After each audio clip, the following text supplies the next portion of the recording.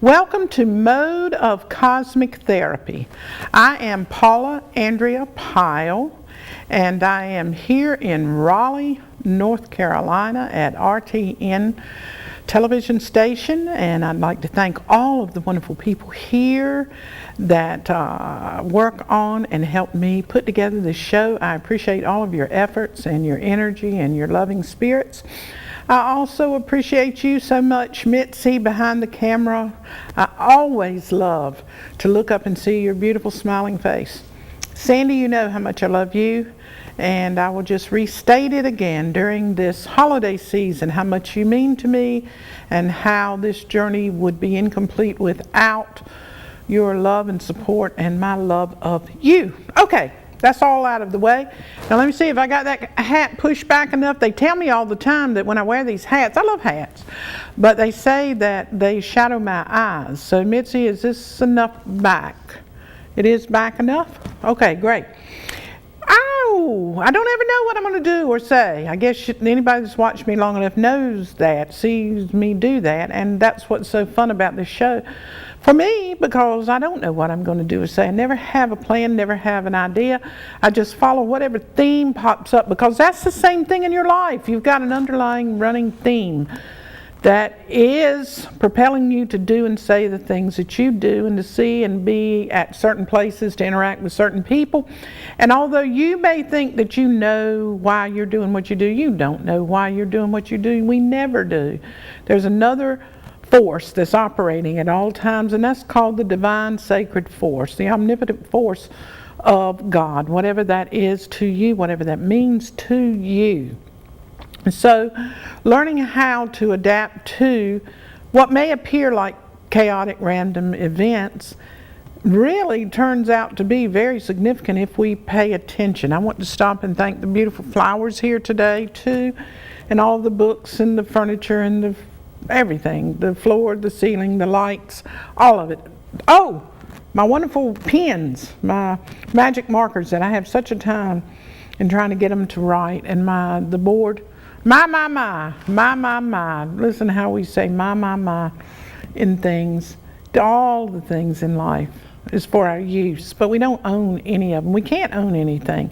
We don't own a car. We don't own a house. We don't own our bodies. You know, we don't own anything, but yet we spend a lot of time trying to convince ourselves that we do and build up our barns and our houses and our bank accounts. Okay, what am I going to do today? You know, I don't remember. I've been on here, is it 6 years now, Mitzi? Okay, well, I've been on here 6 years, and I don't ever remember doing a tarot card reading. Have I? All right. Well, I see those tarot cards laying out there, so I just might do that today. I think that would be an interesting thing to do somehow. So I might just do that. Okay? That's what I'm going to do. I'm going to start with that. Uh-oh, my hat went down. Is it down? Or is it up? Okay? Yes or no? Up or down? It's all right? Kind of big, you know. Sandy and I were talking about, for me to be able to push the hat back on my head, I need to get a hat pin, but you can't find them. They're in antique stores, I guess, because if I did that and pushed it, I need to push it back, yeah. If I did that, it would stay, but because I don't have a hat pin, it keeps sliding back down. All right, these are tarot cards. Do you have an idea about a tarot card? Well, keep it. You know, they're nothing in the world but an ancient form of psychological, psychoanalytic tools, just like anything that has a picture on it. You know, you look at a painting and you have your own ideas about what the painting means. Well, you look at a dish that has been prepared and you formulate an idea about what the dish may or may not contain until you experience it. So these tarot cards can be used not as a form of divination and fortune telling. There is no such thing as fortune telling. What are you telling? I mean, everything that you're doing, even with the most brilliant physicists and the astrophysicists and anybody, and psychologists, psychiatrists, preachers, whatever, historians. It's all speculation. You put together based on what you know and what has accumulated for the time being. But it's all something keeps, I wonder how he got turned around. King of Swords. He got turned around somehow. I didn't think he was to start with, but we will see if he shows up while when I get through. For any of those of you who would be interested in doing tarot cards, what does that mean? For anybody who would be interested in purchasing a deck of tarot cards, there are many versions on the market. This doesn't happen to be, he's at the bottom, Mitzi. Good gracious. I wonder what in the world he has to do with anything. There's lots of them. You just go out there and you choose whichever deck you're drawn to. And then there's lots and lots of books on the subject, and there's YouTube's presentations galore. Many good ones. And then some others not so good, but that's life. You can gain a lot of insight. Is it going to tell you whether you're going to win the lottery? No. Is it going to tell you whether you're going to get that fella or girl you want? No. It's not designed to do that. And yet, people will take something and desecrate it in that sense.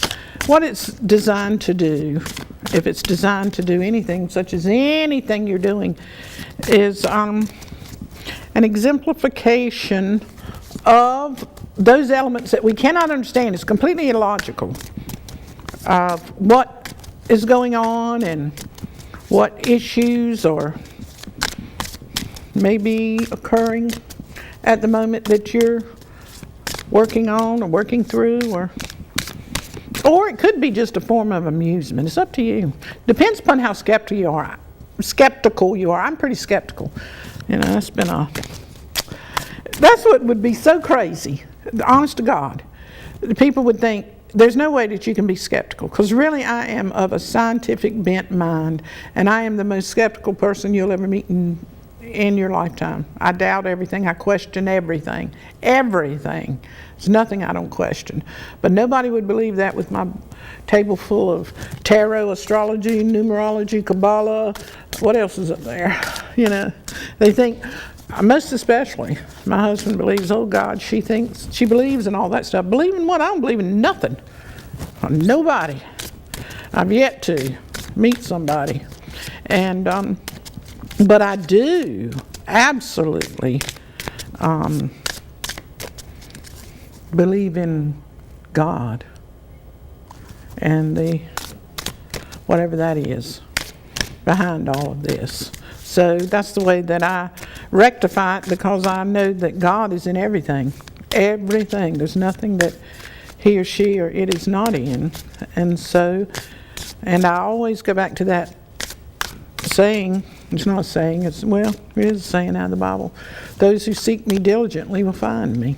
So just keep seeking. You'll seek it. Seek it. You'll find it at the grocery store. You'll find it at the Walmart. You'll find it driving down the road. You'll find it at your job. You'll find it all along the path, just like Hansel and Gretel. Picked up those crumbs. We're on a journey home. Because this is not our home. This is not, I guarantee you. Because if I was to be on this station 30 years from now, you won't see me sitting here. I'll be, exited. Because this is not our home. We don't know what our home is. But this is not it. This is a place of experimentation. The dance of God. All right. So I think that's enough. I'm going to cut the cards and I'm going to count aloud. 1, 2, 3, 4, 5, 6, 7, 8, 9, 10. Mitzi, what'd you hear? 7. She heard 7, I heard 6. I don't know what Sandy heard because I can't hear her. Now I'm going to cut them in 3 piles. And ooh, look at there, look at there. We got the lovers on the bottom of the card. Okay, now immediately when I say the lovers are on the bottom, when I say that lovers on the bottom, your mind goes right to one idea. Just one idea, what it means, you know. And Mitch, can you draw down or draw up or draw into, whatever you do to make that? Which one is it? That one, this one? Okay. You know, draw down in it. Get right down on it.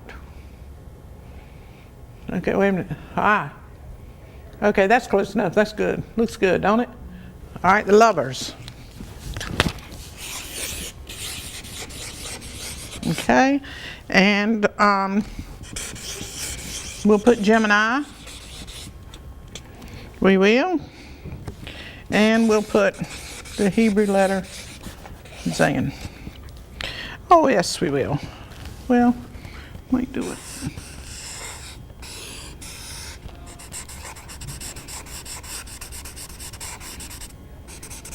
You know, isn't it ironic that the lovers that this would be representative of a sword? Okay? To cut. Now how and why do you think that the lovers would have that attached to it? Let's see if, well, first of all, with the letter 12, depending upon which way you want to go, that's the number of enlightenment or anger. So let's see. We got 22 here, we got 5, and we got a 9. Oh, I'm holding them out, so I better do that. 18 and 19. Okay, I'm using numerology to break down these words because there's hidden meanings behind words. Numerology is a fascinating subject to study.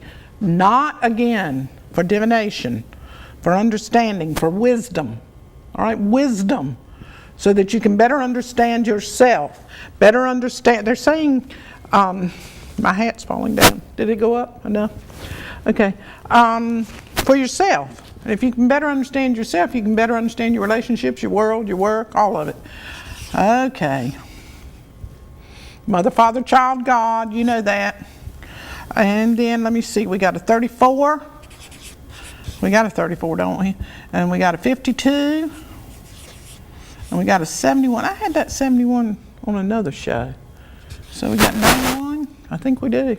So I'm going to drop, let me see, I'm going to make that go down to 2, and I'm going to make that an 8. 10. All right. Lovers, 20, 71, making 91, and that is a 10.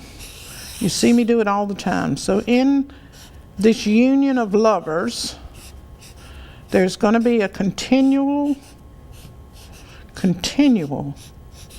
cycle of changes. And what happens is, so many times when people get involved, let me see this, 1, 2, 3, 4, 5, 6. 1, 2, 3, 4, 5, 6, yeah. How about that? 6 letters. So even though it's based on love, the very idea of lovers is conflict. But what happens is when people get involved, and you know, the lovers, they start having ideas about how you're supposed to be a lover and what those roles are. And so you want to put that person into a specific category, a slot, and you want that person to stay there and not move and do as you expect him or her to do. Well, that usually doesn't occur because the person's human and is going to move.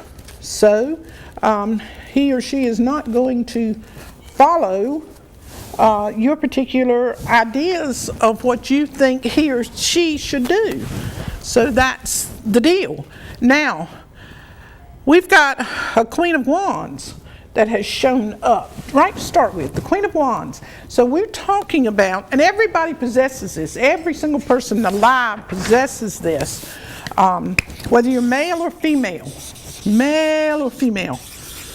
because the Queens represents Malkut and, on the Kabbalah and the Tree of Life. And so this is the earth. This is where we are. And this is the bride to, we are the microcosm to the macrocosm, if you will. And this Queen of Wands represents this energy that is running through you.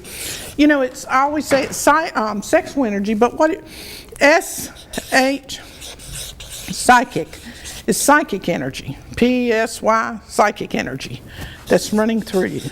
So today, so far, we are talking about the sexual energy, psychic energy, that is running through me, running through you, running through this television station in regards to lovers.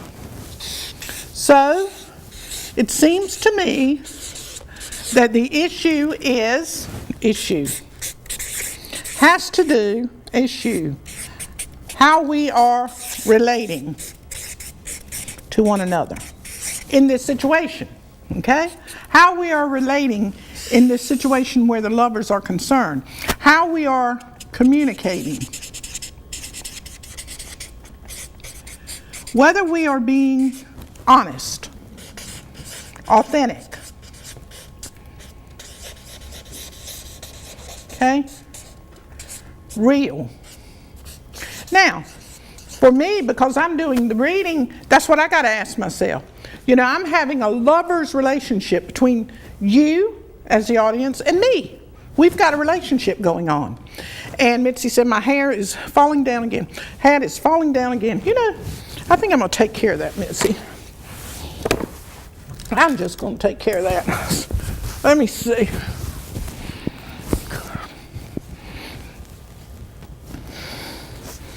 See if I can't get this going on.